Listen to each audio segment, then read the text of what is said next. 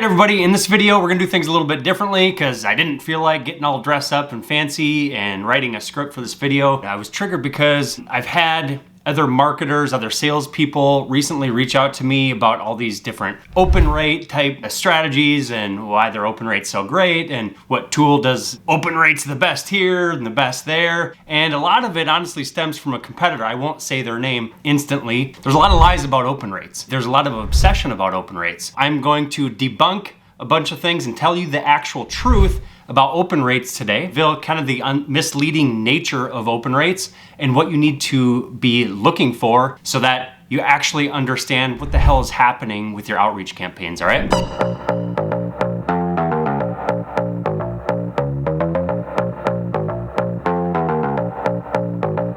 So I got this fancy little Notion doc that I'm gonna dive into here today. It's down in the description if you wanna check it out, take a look at it, reference it, all that kind of stuff. Check it out. All right, so this video is gonna be the truth about email open rates and unveiling the misleading nature of the stats. I'm gonna basically give you a look behind the scenes about open rates, and I'm gonna question some of the reliability. I'm gonna give you stats and real life examples to back it up, all right? So that you know I'm not just making things up. So first of all, little insight for you, aside from them not being accurate, I'm gonna let you know how you can understand the difference between how different email client providers, Gmail and Outlook, for instance, are tracking, or how open tracking is impacted on each of these and how it can affect your metrics. So first, let's start off with some basics. I hope you can see this. Have the videographer zoom in on the screen if we need to. So let's start with the basics. Open tracking.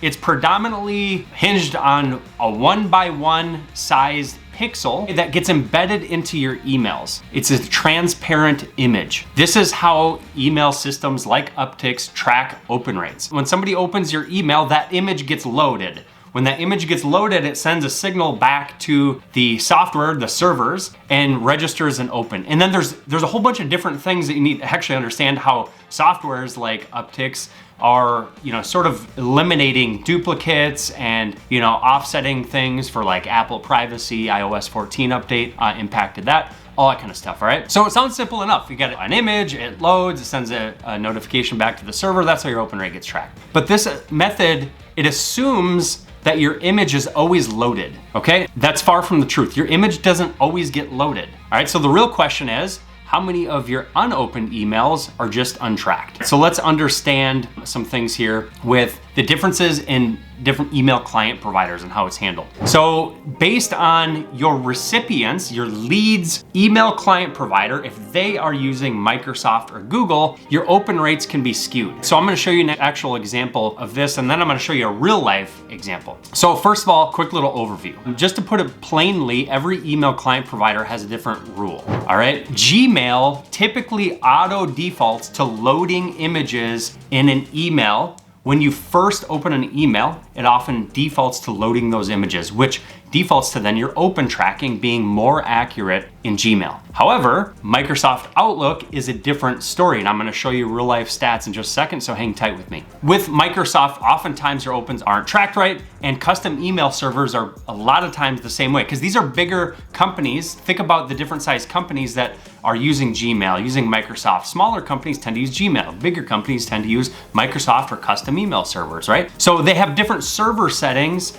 and different email client settings for how things load to help with security. I know all of this is a little bit confusing. Let me give you an example of the breakdown, the differences between the different providers and how it can impact open rates. So I wanna show you some actual stats, and pardon my loading here. Let me show you a good scenario. A good scenario might be you're prospecting small businesses, okay? A lot of small businesses use Gmail. Let's say you have 100 total leads, all right? Let's say 80 of those are using Gmail, and that your max open rate with that on a good day with great email deliverability, you're not landing spam, all that kind of stuff. Let's say it's 85%. With Microsoft, let's say there's 10 leads. Smaller businesses don't use Microsoft as often, and same with custom email servers. Because of the differences between that image loading between them, you might have a max upside, and this can be higher. You might have a max upside of, say, 45%. Custom email servers often come in at a little bit lower, and again, I'm gonna show you some stats here. But overall, we got an 85%, 45%, 35%, and based on the send mix, you might top out at a 76%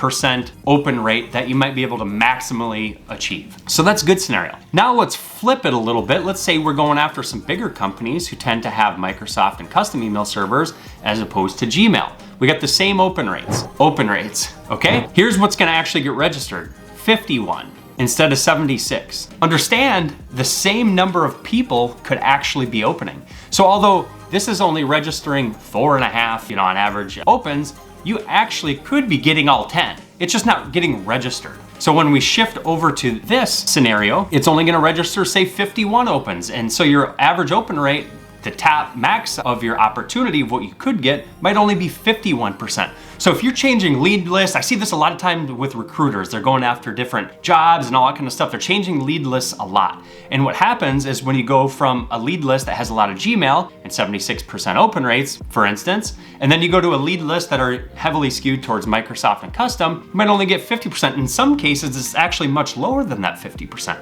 Okay, so this is a good scenario. And I get asked a lot of times like, hey Patrick, my deliverability's off. Like, what the heck's going on? So-and-so said to do this, that, the other thing. It might just be bad information. Let's look at a bad scenario though. Let's say you're getting bad deliverability. Same scenario is scenario 1. 80 leads have Gmail, 10 Microsoft, 10 custom. Let's say you're getting not as good deliverability. Maybe you're landing in spam. You might top out at say a 38% with most of your emails going to Gmail. Now, bad scenario, if you're sending to mostly Microsoft, you might top out at a 25.5%. There's a huge discrepancy between what is actually possible when you're sending to Gmail and Microsoft, all right? I hope that makes sense. Understand that these numbers vary greatly and that your emails could actually be getting open when they're not registered because of the nature of Gmail and Microsoft. Now I want to show you a real life scenario. I'm going to call this person Tristan. I don't want to dox him. This is an actual customer. I changed the name out just to be 100% transparent. So Tristan was an experienced marketer, used Uptycs, our software. He faced some challenges with this misleading open data, and what happened ultimately is that he turned off sequences because of bad open rates and thought, his fear was that he was damaging his sending reputation, which is a very valid concern. Ultimately, what happened is he came to learn that that wasn't really the case. So when he realized that is after we released the feature inside of our software that actually broke down the stats for email based on different email client providers from your leads. Let me show you an example here. Inside of our platform, and I don't know if every other platform does this or not, but if you look at your email stats broken down by provider, let's look at Gmail, right? 72% open rate on 749 sends. Here's how many unique opens. And make sure your email tool is using unique opens. That means opens aren't getting counted for, if I were to open your email multiple times, that's not sending a signal. We've got competitors that do that to mislead people if they're getting better open rate. I won't name names instantly. Change your practices instantly if you don't like me talking shit about you. It just is what it is. There's a lot of bad information. I got customers coming to us that say, oh, instantly gets better deliverability. And it's horse crap. It's just bad, misleading marketing. All right, anyway, I digress. 72% open rate with Gmail. But Microsoft, let's look at 46%. Okay, you would think, oh my gosh, if I'm just looking at open rates, I'm getting better deliverability with Gmail. Well, now let's look at our engagement metrics. Let's look at unique replies. We're actually getting 7% reply rate with Gmail and 12% with Microsoft. Well, how in the hell can that happen if we're getting worse deliverability with open rates with Microsoft? It's the fact that Microsoft isn't registering the open events due to those settings that they default to for organizations. Same thing with custom. So custom email servers, it's only registering a 31% open rate, but we're still getting this is a click rate, sorry. We're getting a 7% reply rate still. And same with some of the other ones. You can see Yahoo here, you can see others. They all register similar reply rate, except for Microsoft. It looks like we're actually getting better deliverability with Microsoft. And this is enough stats and this is enough sense for this to be statistically significant. So what's the moral of the story here? Choosing the right software is really critical. Most systems aren't breaking down stats like this. And so if you don't have visibility into all these stats and everything's just lumped into one, right? And you see all of a sudden that your blended open rate is maybe 38%, you might be going, oh my gosh, I have a problem. Well, it could be that you just have really bad deliverability on one of these, right? Or maybe you're sending to a lot of custom email servers. I've seen the custom email server number here be astronomically high. I've seen this higher than Microsoft, higher than Gmail before, custom servers, and you wouldn't know the difference unless you had visibility into this, all right? So it's really crucial that you have the right software. Yeah, I'm not gonna read through all this. You have access to this document.